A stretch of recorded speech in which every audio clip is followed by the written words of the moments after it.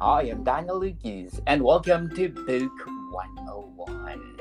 Book 101 is all about the books that I read for the last 40 years. And today, I have my special guest.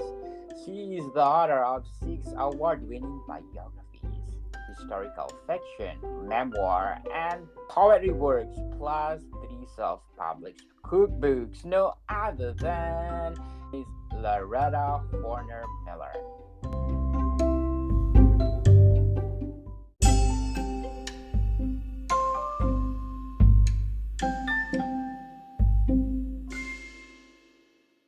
Hello, Miss Larada, and can you please introduce yourself? Yes, my name is Larada Horner Miller. I live in New Mexico in the mountains above Albuquerque. Wow, interesting place, Miss Larada. At what age did you realize that you're good in writing?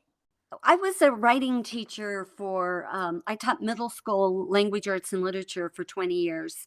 And as I did that, I was able to look at a variety of writing, and I was able to do a lot of writing.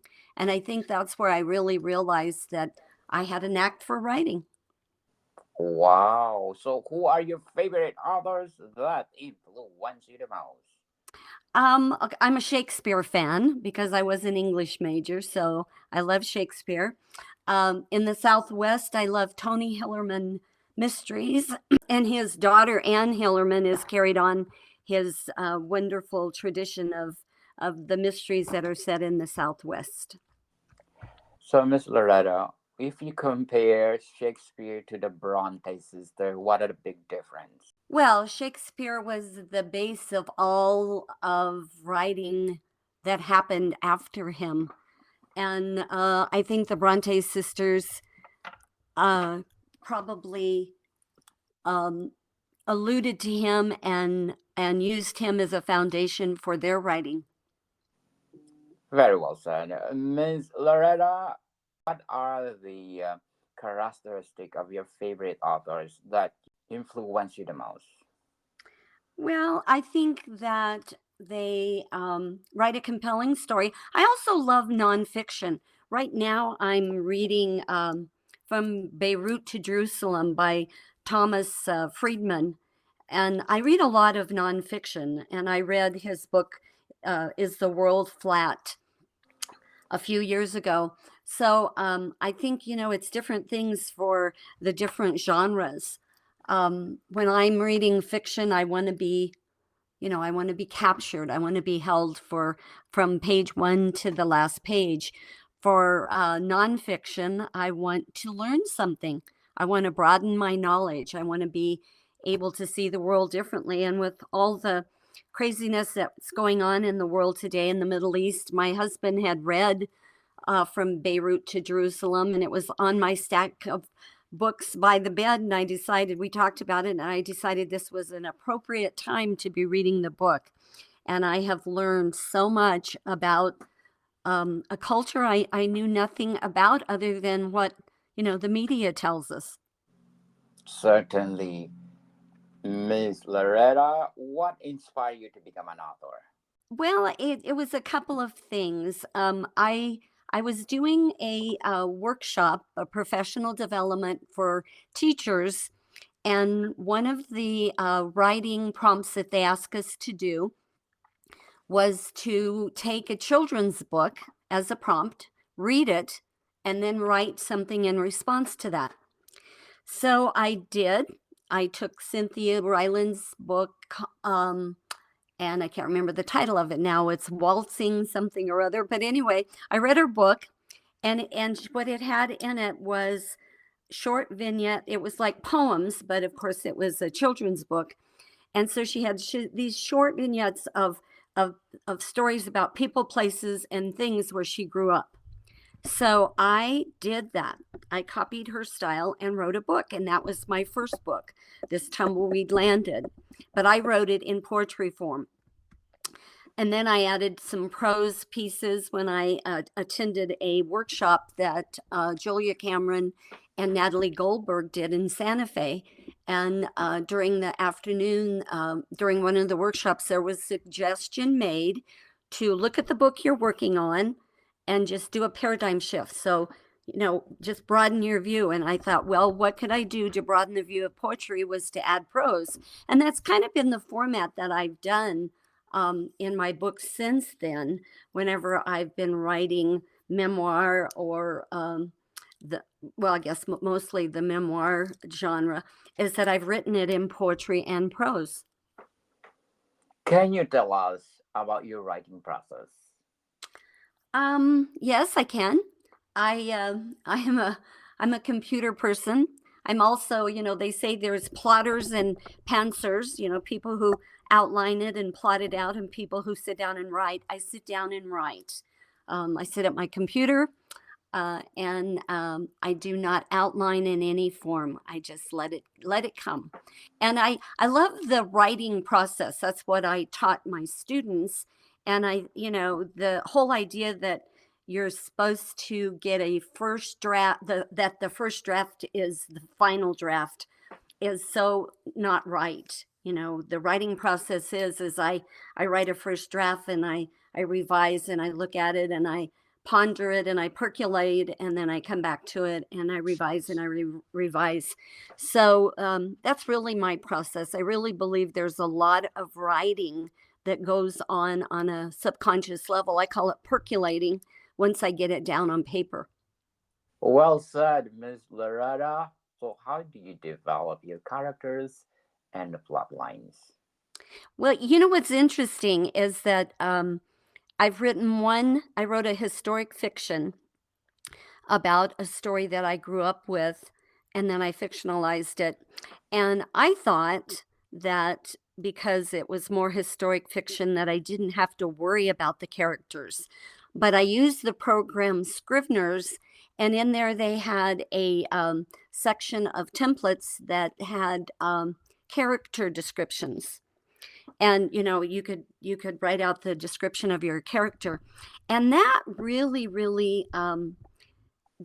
made my characters come to life, because I had to give them more. I had to make them three-dimensional instead of just a flat person on the page. So that was really interesting. But then what I've done, because I've written more nonfiction than fiction, is that I've carried that idea over into my writing of nonfiction, even my memoirs, is that whenever I'm writing about someone or myself, even, I try to think of that person as a character, not just a describing someone in my life. So it all plays together. Well done, Miss Larada. What challenges have you faced in your writing career?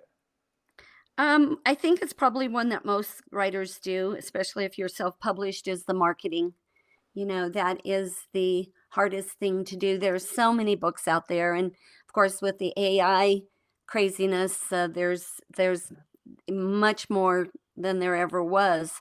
But I think it's the marketing, um, because I love my books. They're like my children, and it's hard for me to understand when people don't want to buy them. It just doesn't make sense. Definitely. What is your piece about artificial intelligence? Oh, I'm one of the minorities, I do believe. I think I'm a tech person, and I have been using Grammarly for years, and so I am embracing it. I've used some of it to write sales descriptions for my ads that I've done. Um, I think used in the right way. I think the thing that scares authors is this whole concept of the use of writing a book. Somebody, and people are doing this because the market has been flooded with AI generated books, and I think that's the fear that authors have. But I've used it in sales copy, so I think it has its place.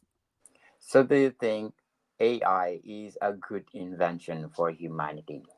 Yes, I do. I do. I think, I mentioned Grammarly and then Pro Writing Aid. Those are two programs that I've used for years, and they have used ahead of the time. They were using it a couple years ago, and I think it's a great one to add, to help on grammar and punctuation and spelling and overuse of words, especially overuse of words. I have my favorite words I use, and it's lovely that they flag them so that I can delete them and use other words. So, I think it can be a tool. Yes, definitely. Definitely good for humanity. So, Miss Larada, which part of the globe you want to shout out this moment? Um, well, I just got back from Germany, so Oh, good we time tag, Germany. yes, yeah, we So, were in the Munich area for 2 weeks. So my husband and I, and so I would love to shout out to Germany. Also, we were in Scotland in May, and I have found that I have some that I am very strongly Scottish. I didn't realize that I'm on. oh, So that be awesome. So let's shout out to the people listening in Germany. Good time tag, Germany, because in Hesse I got 21% audience share. North Rhine-Westphalia 20%, Bavaria at 16%, Rheinland Plus at 13%, Land Berlin at 10%, Lower Saxony, Baden-Württemberg region, Hamburg, and a lot more. I think I have 20 places in Germany. oh, wow. Dankeschön, Danken, Germany. Thank you so much for supporting this podcast, because this podcast is created to empower writers all over the world, like Miss Larada Homer Miller. Miss Larada, my podcast have 148 countries listening to this podcast, and thank you so much. So let's talk about your latest book. Okay.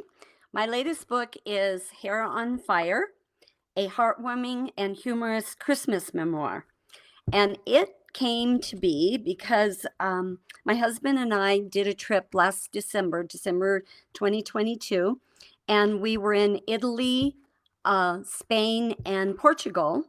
And I was in awe of how we were there. We came home the 7th of December, so the decorations were up, and it was just so amazing to see the universal message of Christmas.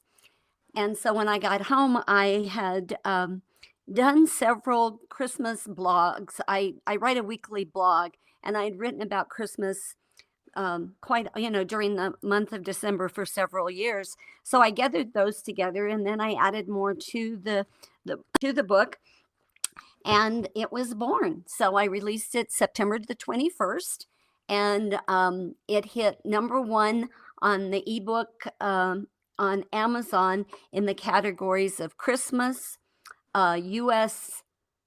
Western biographies, and then the Christmas stores. So it's doing very well. And it's a collection of, again, poetry and prose. And it's from a Christian standpoint. And it's offering people an alternative to the stressful hustle and bustle of December. And it's also written in short chapters, so you don't have to sit down and feel like you are locked in for 20 or 30 minutes to finish a part of it. You can read a chapter quickly, and it's also written in the way that each chapter is independent, so you can just grab it and open it, or you can start from beginning and read to the end. Congratulations, Miss Larada, for Hair on Fire. How did you crafted it? I'm a self-published author, so I do everything. I do the writing, I do the layout. I don't do the covers anymore. I did the covers with 100covers.com, and I'm really, really pleased with the cover that they did, and they were so wonderful to work with. So I love being able to do it all. And right now, I started 2 nights ago. I'm recording the audiobook of this book, and it will be out hopefully around Thanksgiving time. Looking forward to it. Hair on Fire. What behind the title of your latest book?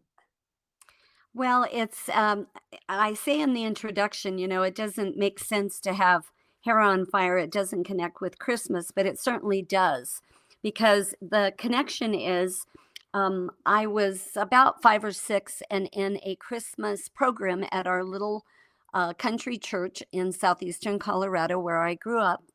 And there was a mishap. I was an angel and I got to carry a candle and there were several of us angels lined up, and there was a mishap whenever we were walking into or up onto the stage with the candles. Definitely interesting. So, how did you balance writing with the other aspect of your life? Well, I'm retired right now, and when I was working, I wrote 2 of my books and then put them away for 30 or 35 years because I was busy teaching and traveling and doing a bunch of things. Now, as a retired person, it really has become my next job. So I spend a lot of time doing it. I love having the opportunity to share my thoughts and my voice with the world. So, the way I balance it is when I'm working on a new book, I let that be the focus. But my husband and I dance. So we do our dancing. I co own a ranch in southeastern Colorado. So I go up and do the business side of that and visit my brother who lives there. Him and I co own it. And we go out on the ranch and enjoy the wildlife and the stories that we remember. And I think I do a good job of balancing my life with my writing life. That'd be interesting. What are some themes or topics that you are passionate about exploring in your writing? Um, Probably my motto is a baby boomer with a purpose. Oh, And wow. and I think probably as I aged, I turned 70 this year. And I'm a young 70. I remember when my dad turned 70 and he was an old man. It's like, oh my goodness, there's a big difference. So I think one of the things that I really am planning and pondering is aging and how different it is today versus what it was in our my parents' generation. Yes, indeed. So, how has your writing evolved over time? Well, I think that I have evolved. I'm not sure when I started doing this that I really saw myself as a poet mostly, but that has really evolved over the last few years. And I think that it changed my perspective when I realized the power of poetry. And I know that the genre of poetry is not the most popular genre out there. However, if people will take the time to read it, I think it can be life changing because of the power of it. Like for example, I've been really focusing on haikus, which are 3 line poetry, Japanese 3 line poetry, and it's very formulaic. It's first line is 5 syllables, second line 7 syllables, third line 5 syllables. And what that's done, I've been doing a lot of that lately. And what that has done is made me think about word choice, made me open to think outside of the box of what I had been doing before. So I think that's an evolution that's been interesting. The other thing that's influenced my writing, I'm sure, is my weekly blogs. Making a commitment to weekly write. I've been doing it for 10 years. The first couple years I wasn't really good at that commitment of doing it weekly, but probably for the last 7 or 8 years I've been really committed to weekly blogging.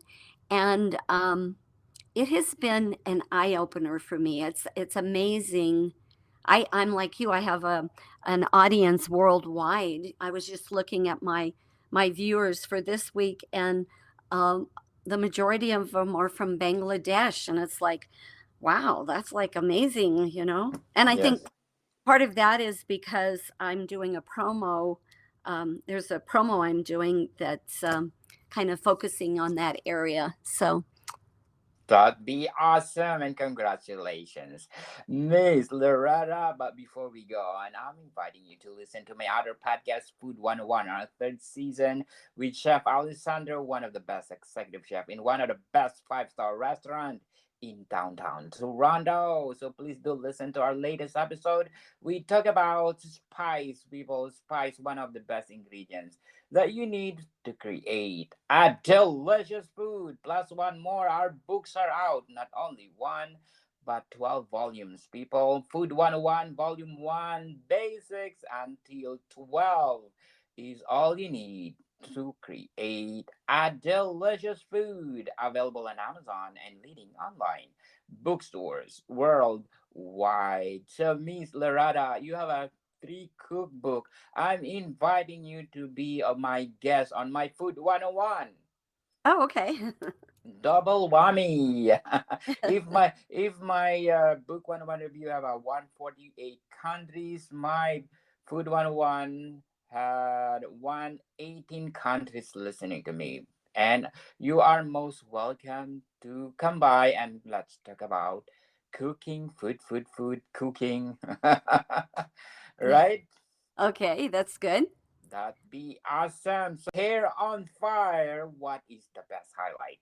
The best highlight is if if you want to focus on something other than the stressful hustle and bustle of December, this book would be a great option. It also would be a great option to buy as an inspirational gift for family and friends because it really offers a different view, looking back, more nostalgic, looking back at Christmas from a different point of view. Definitely. So, if you want to go back and revise the book itself, which part of the book you want to revise? Um, let's probably there's a chapter 11 is cutting down our Christmas tree. And that was always a great experience because we went out to the ranch and we had been eyeing the trees all October and November because as a family we hunted. And so this one year we moved into a new house that had higher ceilings. My brother, my dad, and I always wanted a big tree. My mother always wanted a tree to put on the coffee table. Well, this one year, the first year we were living in our new house, she ended up not going out with us to cut the Christmas tree down. So we were let loose to get the biggest tree we could, and we did. Only there was an issue when we got home with it because it was a foot and a half too tall. That'll leave you with that. Oh, okay. Sounds interesting. So, hair on fire, which chapter did you enjoy the most writing? Probably the poem about Hair on Fire because that was it's chapter 7. My hair on fire doesn't fit with Christmas, and it was fun to go back and relive that experience. Okay, so if you have chapter that enjoyed the most, which chapter you have struggled with? Probably. Oh, I don't know. I don't know that I struggled with any of them. They were all very eye opening. Oh, Maybe, maybe this one, chapter 31, Epiphany 2021, Light and Darkness Collide. A lot of people may not realize, but the insurrection at the Capitol in Washington, D.C. happened on Epiphany, January 6, 2021. And I wrote about that experience, seeing light and darkness colliding, and that was a very very emotional chapter to write. So, Miss Loretta, can you recite the prologue? Do you have a prologue of Hair on a Fire? I have an introduction. Yes, can you recite for us the introduction of Hair on Fire? Yes, I can. Here it is. Christmas. Just this one word conjures up so many images and memories. A snow covered pasture, pristine and shiny white, caroling on a cold winter night, hands and feet numb, yet oblivious to it because of the joy and laughter, and a boisterous family gathering to prepare for Santa Claus. In December 2021, my husband Lynn and I traveled to Italy and Spain and saw the decorations and celebrations they had prepared for their own traditional Christmas. People displayed nativity sets, creches freely. Santa Claus appeared everywhere. Red and white and green decorations covered windows and counters in stores. People smiled when I wished them Merry Christmas in their native language. My joy around Christmas only grew as I realized how big our world is, yet how much we are alike. As we traveled around the two countries, surrounded by festive white lights and the locals' holiday cheer, I was inspired. The moment we came home, I began to compile my favorite memories and thoughts about this holy day. That's how this book came to be. It spans from my rural country childhood to my adult life in a variety of cities and countries, yet each place had its joyous memories. What does Hair on Fire have to do with Christmas? It's one of the many memorable childhood Christmases I've had in my life, and it's a memory that still makes me chuckle. I was 5 or 6 years old and an angel in our annual church Christmas program. I had never had a part in the program before to this size, so I felt privileged and excited to be included. Each angel carried a candle, and that's where the mishap took place. Afterwards, we went on as if nothing happened. I had forgotten this incident for many years. Then in writing my first book, This Tumbleweed Landed, I wrote a poem about the Branson Church, and up came the memory. It still makes me laugh with the outcome. Resolved effortlessly and matter-of-factly. No one was hurt, no blood spilled, and things were handled quickly. The whole episode embodies the rancher's attitude towards life. Traveling around in 2021, making new memories served to bring these other core memories to the forefront. None are better than the other, but I do have my favorites. Several of the pieces in here are stories and poetry I've written over the years in my weekly blog. A few of them were included in my chapbook, A Country Christmas, which received positive reviews. A chapbook is a short booklet of 20 to 40 pages. I realized at that point my stories had universal interest. A Country Christmas was mostly made up of my childhood memories. As an adult, I moved to other towns and cities and obtained other precious memories and added traditions. My world travel last year enlarged my Christmas memories even more, and I decided it was time for a new book to be born. Much of this book is original, made up of a mixture of narrative and poetry, but there are a few poems that appeared in previous books.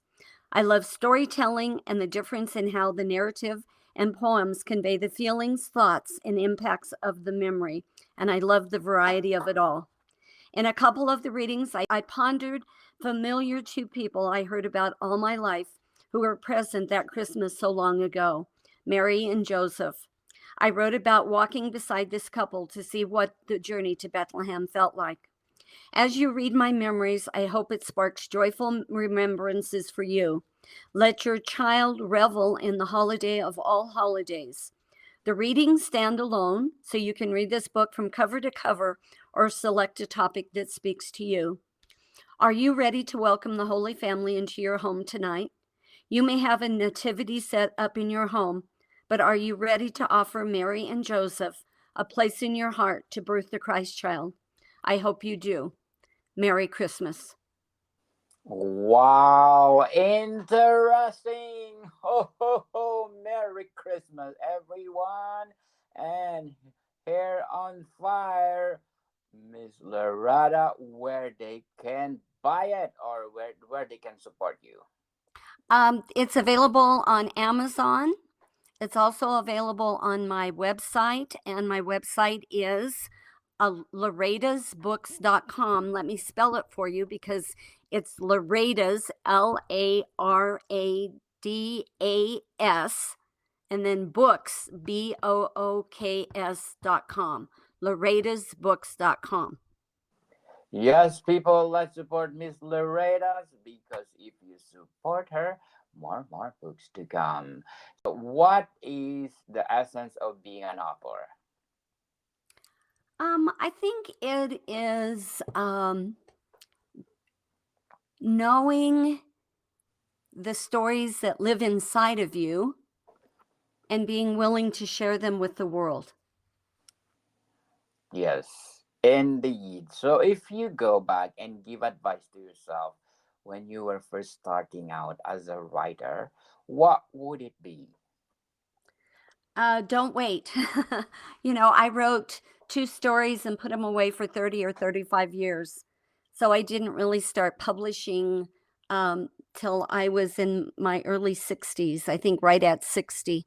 And so my advice would be don't wait, get your, stories out there. Be willing to risk doing it. And self-publishing is so available today. Yes.